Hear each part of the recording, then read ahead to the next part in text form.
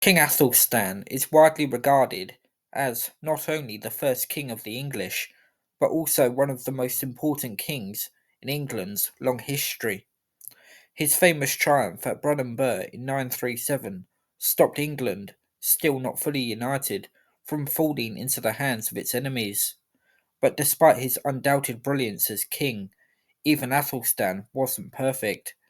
At some point during his reign, his half brother Edwin drowned at sea in somewhat mysterious circumstances, although, according to some chroniclers, Athelstan was clearly at fault.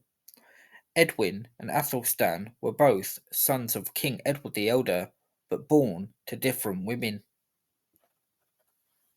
After Edward died in 924, control over England was contested. In Mercia, Athelstan was elected king, but in Wessex they chose another of Athelstan's half-brothers, Alfred, Edwin's full brother, as their king. This could potentially threaten the prospect of the Anglo-Saxon kingdoms being united under one crown. However, just 16 days after the death of Edward the Elder, Alfred also died at Oxford, and he, along with his father, were interred at Winchester. The following year of 925 saw Athelstan being recognised as king by the people of Wessex.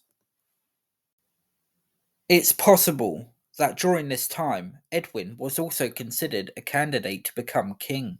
The succession to the throne was certainly not as rigid in Anglo Saxon times as it would become in post Norman conquest England, although even then there were some exceptions. See, for example, King John, who ranked beneath his nephew Arthur in the line of succession, but it was the uncle who took the crown, and infamously, John had Arthur murdered. Even though Athelstan did become uncontested ruler over the Anglo Saxons, is it possible that Edwin was a figure he had to be concerned about? Support for Athelstan, as we have seen already, was not universal in his early days as king, and he would always have a nagging doubt that Edwin could become a figurehead of potential rebellion. This nagging doubt, it appears, eventually drove Athelstan to have Edwin permanently removed.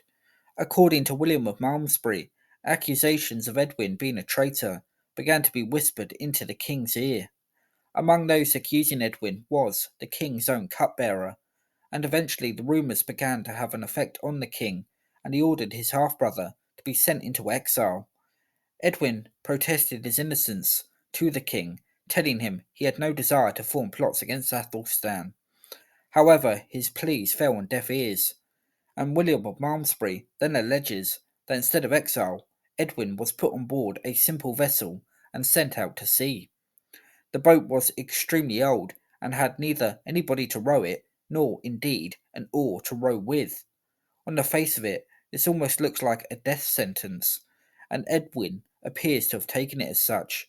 Despairing of any hope of rescue, Edwin threw himself overboard. However, the single attendant that Edwin had been allowed on board with managed to get not only the boat back to dry land, but with it also the body of his dead master.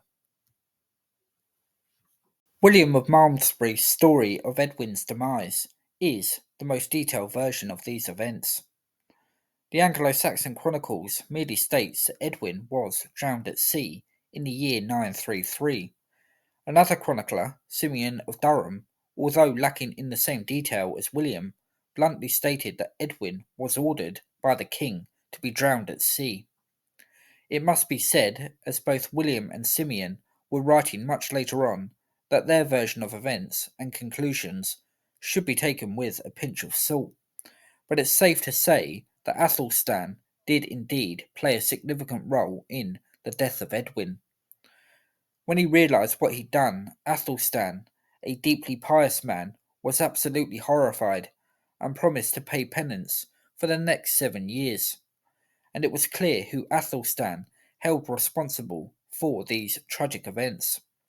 His cupbearer, although far from the only one to spread rumours of treachery at Athelstan's court, was put to death.